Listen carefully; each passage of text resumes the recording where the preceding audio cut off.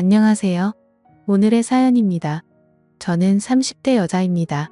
3살 연상의 남편과 5살 된 딸과 셋이 살고 있어요. 제 친정집은 지방에 있어서 명절 때만 고향에 내려가곤 해요.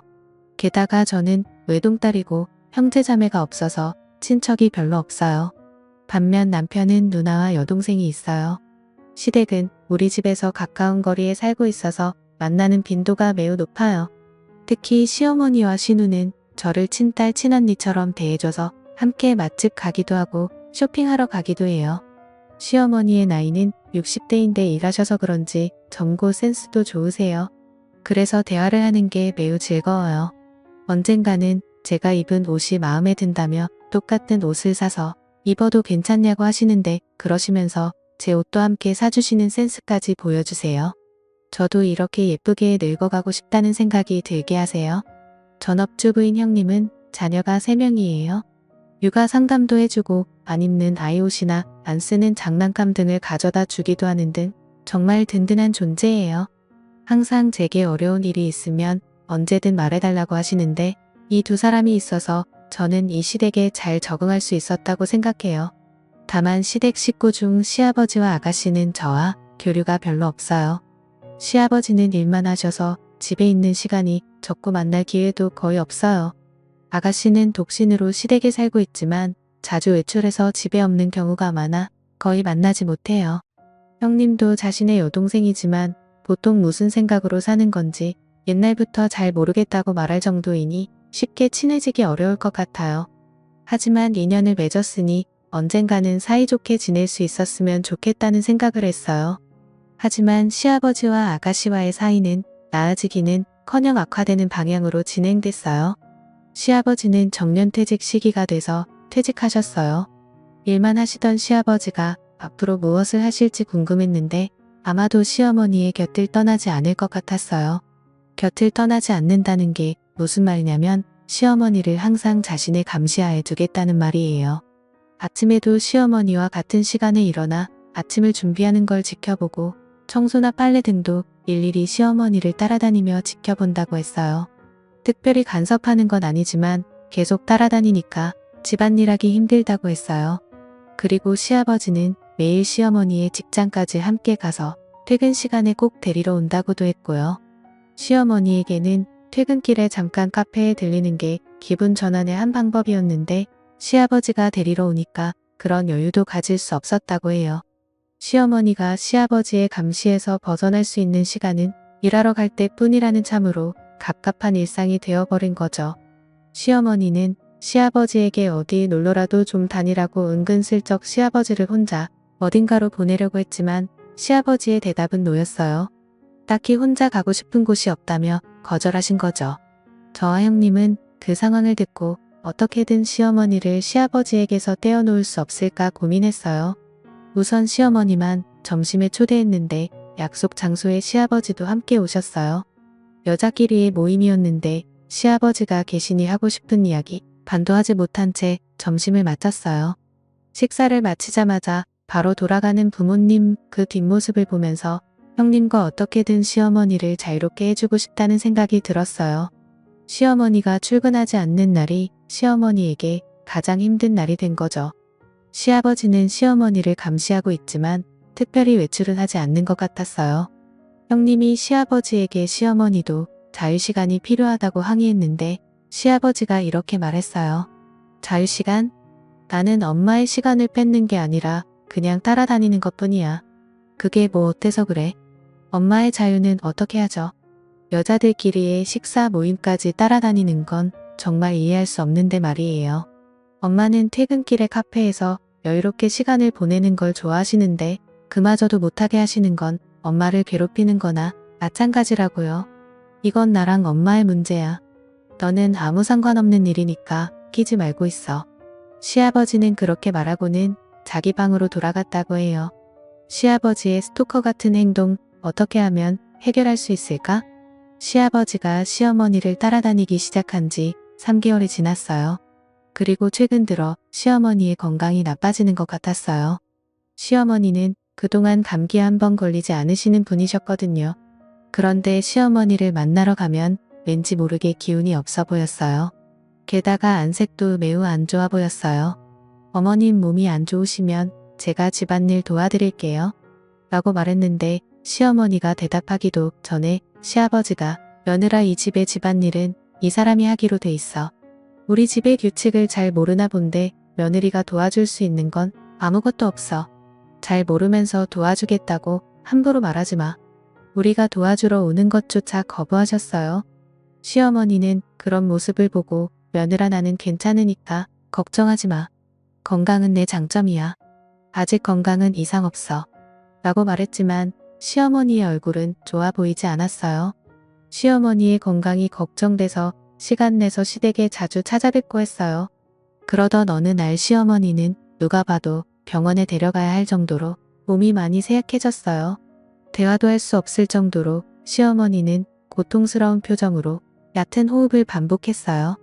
이건 당장 병원에 가야 한다고 생각했고 저는 즉시 구급차를 불렀어요. 10분 정도 후에 구급차가 도착했어요. 그런데 시아버지가 구급대원들을 돌려보내려고 하는 거예요. 우리 집에는 아픈 사람이 없다며 빨리 돌아가라고 구급대원들을 다그치는 거죠. 저는 시아버지가 도대체 왜 이러는 거지? 이렇게 고통스러워하는 시어머니가 있는데 저는 시아버지를 무시하고 구급대원들에게 시어머니를 이송해달라고 부탁했어요. 시아버지는 끝까지 병원은 무슨 병원이냐며 소리를 치셔서 제가 구급차에 동승했어요. 병원에 도착하자마자 남편에게 연락했어요. 남편은 형님과 아가씨에게 연락을 했고요. 형님은 곧장 병원으로 오겠다고 했다는데 아가씨는 연락이 되지 않는다고 했어요. 구급차에 실려갔다는 메시지를 봤으면 연락 한 통이라도 하는 게 정상이라고 생각하는데 말이죠. 제가 아가씨에 대해 이상하게 느끼고 있을 때 남편과 형님이 병원에 도착했어요. 시어머니는 곧장 수술실로 들어갔어요. 셋이서 기약 없이 수술실 앞을 기다렸는데 수술실 문이 열리고 담당 의사가 나오더니 시어머니가 수술 중에 안타깝게 돌아가셨다는 이야기를 했어요. 우리는 너무 놀랐어요. 그때 시아버지와 아가씨가 나타났어요. 남편이 왜 이렇게 늦었냐며 엄마가 방금 돌아가셨다고 울부짖었는데 아가씨는 자기 엄마가 죽은 것에 대해 무덤덤해 보였어요. 어머 그랬구나. 건강 자랑을 그렇게 하더니만 저는 아가씨 말에 화가 치밀어 올랐어요. 제가 입을 열려고 하는 순간 형님이 먼저 엄마가 죽었다는데 그게 할 말이냐며 그런 태도로 있을 거면 당장 돌아가라고 분노 섞인 말을 내뱉었어요. 아가씨는 알겠어. 가라니까 갈게. 이런 분위기 속에 나도 계속 있기 싫어. 라고 말하고 돌아갔어요. 시아버지는 이렇게 될 줄 알았는지 돌아가는 아가씨를 따라 함께 사라졌어요. 남은 우리는 다시는 저 사람들과 엮이지 말자고 다 같이 고개를 끄덕였어요. 장례식은 많은 사람들의 배움을 받으며 무사히 끝났어요. 시아버지와 아가씨가 종음객을 맞이할 때는 뭔가 매우 불쾌했어요. 얼마 후 시어머니의 유품을 정리하기 시작했어요. 추억의 물건이 많아 유품 정리가 좀처럼 진행되지 않았어요. 그러던 중 시어머니가 쓰시던 화장대 안쪽에서 일기장을 발견했어요. 안 좋은 생각이 들면서도 호기심의 일기를 읽어봤어요. 처음엔 아직 시아버지가 은퇴하기 전 저와 형님과 함께 나갔던 추억이 즐거운 어조로 적혀 있었어요.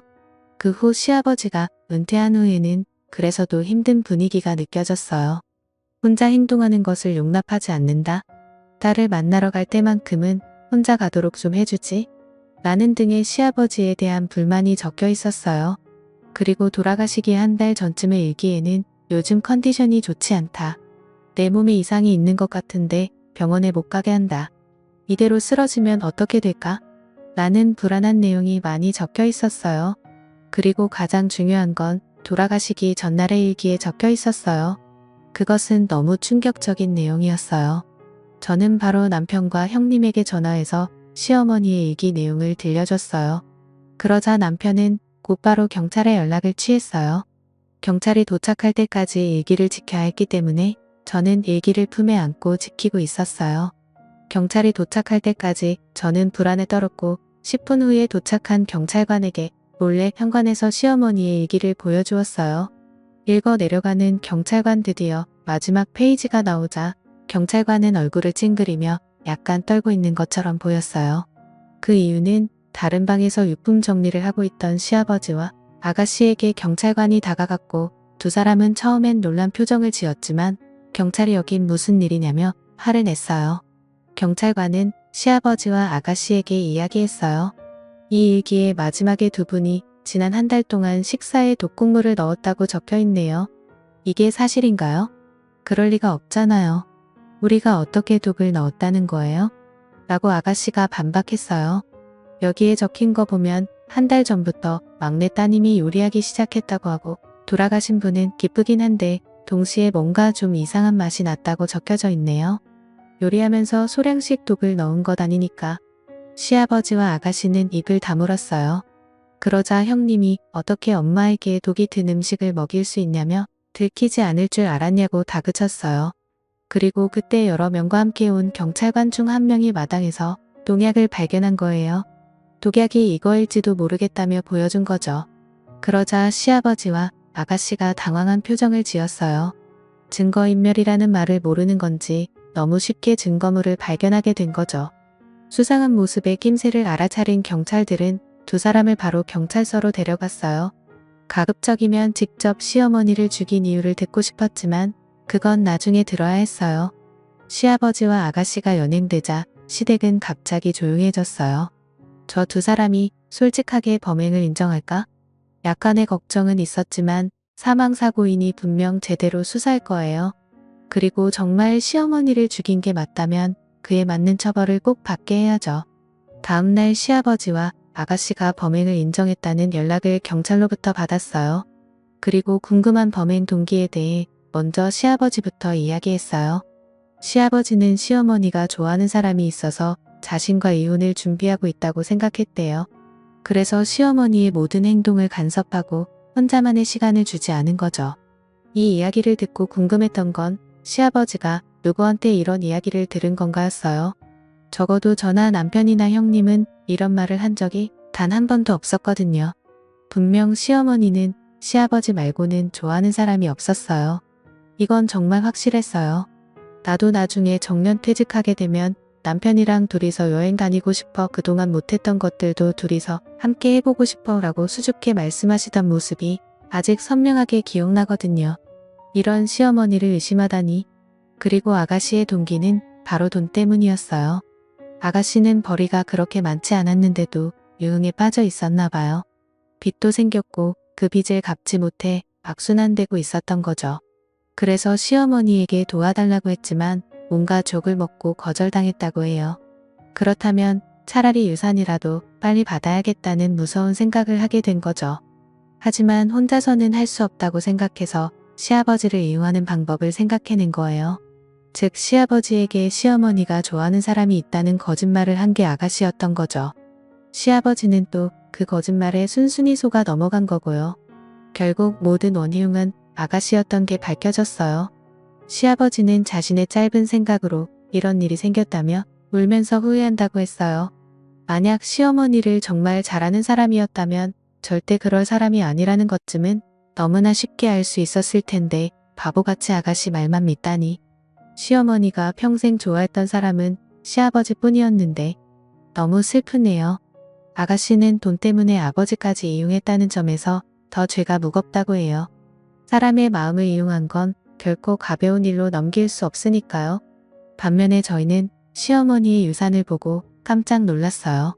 놀랍게도 시어머니는 재테크를 엄청 잘하시는 분이셨어요.